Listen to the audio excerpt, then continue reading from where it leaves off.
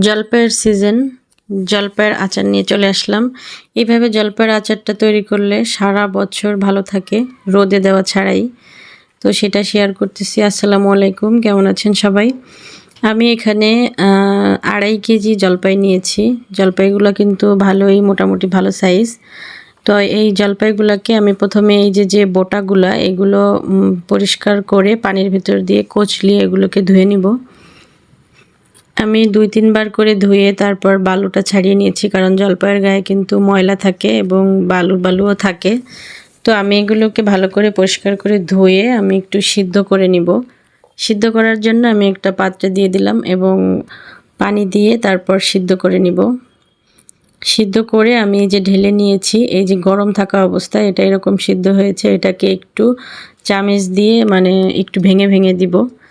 তারপর চলে আসলাম রান্না করার জন্য, আচার তৈরি করার জন্য। আমি একটা ফ্রাই প্যানে কয়েকটা মরিচ দিয়ে দিলাম, শুকনা মরিচ। এগুলোকে আগে আমি একটু ভালো করে ভেজে নিব, কারণ মরিচটা ভাজতে সময় বেশি লাগে, সেজন্য আগে মরিচ দিয়েছি। তারপরে এই যে 5 ফোড়ন দিয়ে দিচ্ছি। আমি এখানে 5 ফোড়নটা প্যাকেটেরটা দিয়েছি, কারণ প্যাকেটের 5 ফোড়নটাই বেশি ভালো হয়। তো আমি এবার মরিচ আর 5 ফোড়নটা টিপ টিপ জালে অনেক সময় ধরে এটাকে ভেজে নিব। এটা ভাজা হয়ে গেলে দুইটাই গুঁড়ো করে তারপর নিব আমি। আর এদিক দিয়ে আমি একটা পাত্র বসিয়ে দিলাম আচার তৈরি করার জন্য। এখানে আমি তেল দিয়েছি, এটা প্রাণ সরিষার তেল। এখানে তেলটা আমার 1/2 কেজি তেল লেগেছে 2.5 কেজি জলপাইয়ে, যদিও তেলটা আমি 2 বারে দিয়েছি। আর এখানে দিয়ে দিলাম কয়েকটা আলাম শুকনা মরিচ, 2-3 টুকরো দারচিনি, 3টা এলাচ আর 5 ফোড়ন কিছু, আর হচ্ছে তেজপাতা, 3-4 তেজপাতা ছিঁড়ে তারপর আমি দিয়েছি। এবার তেলটা যখন এরকম একটু গরম হবে, এর ভিতরে আমি লবণ, হলুদ আর মরিচ দিয়ে দিচ্ছি। ঝালটা আপনাদের পছন্দ মতো দিবেন, আমরা ঝালটা একটু কম খাই, সেই তুলনা করে দিয়েছি। এবার ওই একই তেলের ভিতরে আমি জলপাই যে চামচ দিয়ে ভেঙে ভেঙে রেখেছি সেটা দিয়ে দিলাম। এবার এটাকে আমি ভালো করে নেড়ে চেড়ে তারপরে এর ভিতরে আমি চিনি দিয়ে দিব। এখানে কিন্তু আমি চিনি দিয়েই জলপাইয়ের আচারটা তৈরি করেছি। আপনারা গুড় দিয়েও তৈরি করতে পারেন, তবে আমার কাছে চিনি দিয়ে করলে বেশি ভালো হয়, ভালো লাগে। চিনিটা মিষ্টি যে যেমন পছন্দ করেন সেই অনুযায়ী দেবেন। আমার এখানে চিনি লেগেছে 1/2 কেজির মতো। এবার পানি চিনিটা যখন গলে যাবে তখন এইভাবে পানি ছেড়ে দেবে। তার ভিতরে আমি একটু ভিনেগার বা সাদা সিরকা এটা একটু দিয়ে দিলাম। এবার এখন শুধু নাড়াচাড়ার উপরে থাকতে হবে, সাবধান যেন তল দিয়ে না লেগে যায়।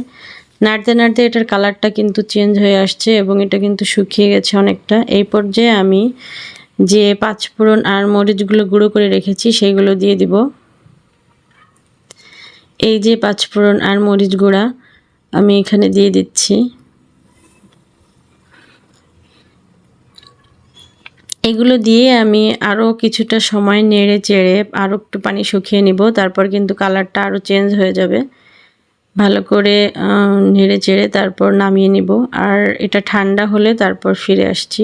ঠান্ডা হওয়ার পর কিন্তু এর কালারটা একদমই চেঞ্জ হয়ে যাবে। এইভাবে আচারটা তৈরি করলে আচারটা একদম সারা বছর থাকে।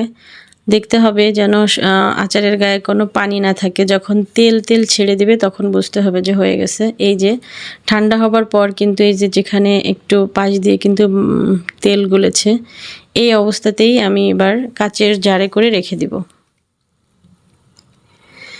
আর কাচের জারে রাখার সময় অবশ্যই খেয়াল করতে হবে কাচের জারগুলোতে যেন কোথাও কোনো ফাঁকা না থাকে, কারণ এটাকে আমি চামচ দিয়ে দেখতেই পাচ্ছেন ভালো করে ঠেসে ঠেসে যাতে ফাঁকা না থাকে সেরকম করে দিচ্ছি।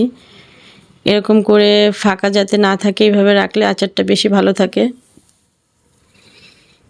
আর এটা কিন্তু এইভাবে রাখার পরে একটু তেলও ছাড়বে উপর দিয়ে। এই যে হচ্ছে আমার ফাইনাল লুক। তো ভিডিওটা ভালো লাগলে অবশ্যই ভিডিওতে একটি লাইক দিবেন। সবাই ভালো থাকবেন, সুস্থ থাকবেন। ভিডিওটা থেকে বিদায় নিয়ে নিচ্ছি।